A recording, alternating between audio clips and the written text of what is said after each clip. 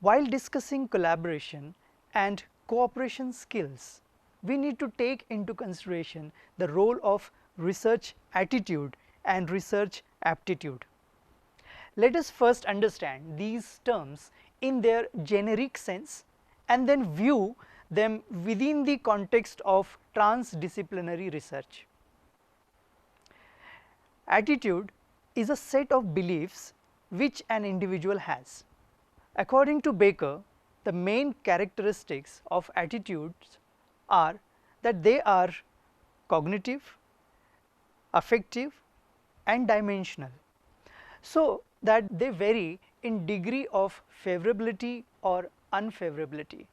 In other words, positive and negative attitude. Baker also remarks that attitudes are learnt, not inherited or genetically endowed, and although they tend to persist, they can be modified by experience. Attitude is a driving factor in any work and it is a prime factor in research. Now, research attitude in turn depends upon a number of variables like self-concept, achievement motivation, etc. Research students or researchers have to work in collaboration in transdisciplinary research, and they need to consult and interact with each other. Interaction is inevitable because in transdisciplinary research program, individual investigators do not necessarily know disciplinary concerns of the other researchers in the team. A researcher may need to seek assistance of another to make progress on his or her research work. If someone lacks humility, no such interactions will be possible. Now, this underlines the necessity to inculcate a necessary attitude among young researchers in order to be able to work in collaboration with others for transdisciplinary research development. Okay, let us now consider research aptitude. According to Collins Dictionary, someone's aptitude for a particular kind of work or activity is their ability to learn it quickly and to do it well. Well, attitude defines how you work or proceed towards your goal. Aptitude, on the other hand, defines how much potential you have to learn specific skills or gain knowledge that will help you to achieve your goal. Mere test of aptitude will not be sufficient in research. Cultivating research culture at an early stage is important for capacity building in a community. It is necessary that we foster research aptitude by creating conducive atmosphere. This includes encouraging participation in research projects, then exchanging ideas through interaction, collaboration and executing review of literature, conducting experiments, analyzing data, validating it through observations and composing a comprehensive technical report. In short, we need to develop a collaborative research attitude as well as nurture research aptitude for a successful outcome of transdisciplinary research.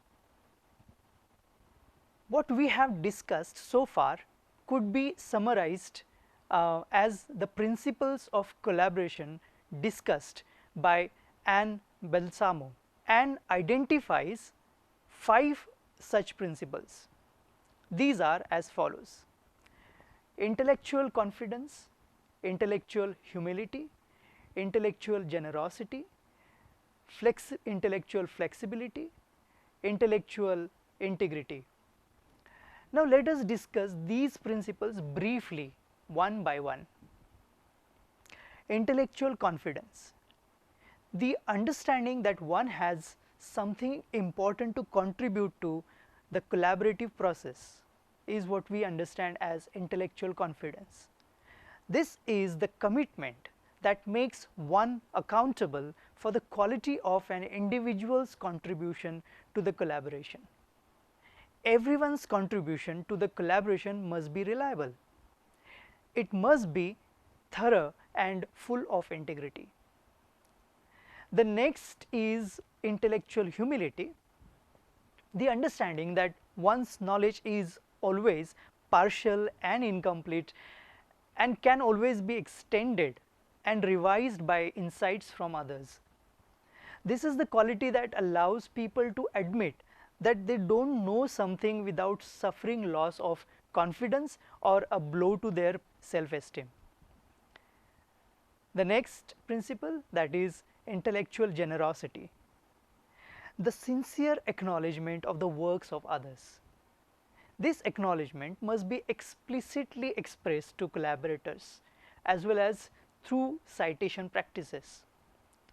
Showing appreciation for others' ideas in face-to-face dialogue and throughout collaborative process sows the seeds for intellectual risk-taking and courageous acts of creativity. Then the next principle is intellectual flexibility. It is the ability to change one's perspective based on new insights that come from other people. This is the capacity both for play and reimagining the rules of reality, to suspend judgment and to imagine other ways of being in the world and other worlds to be within. And the last one is intellectual integrity, the habit of responsible participation that serves as a basis for the development of trust among collaborators.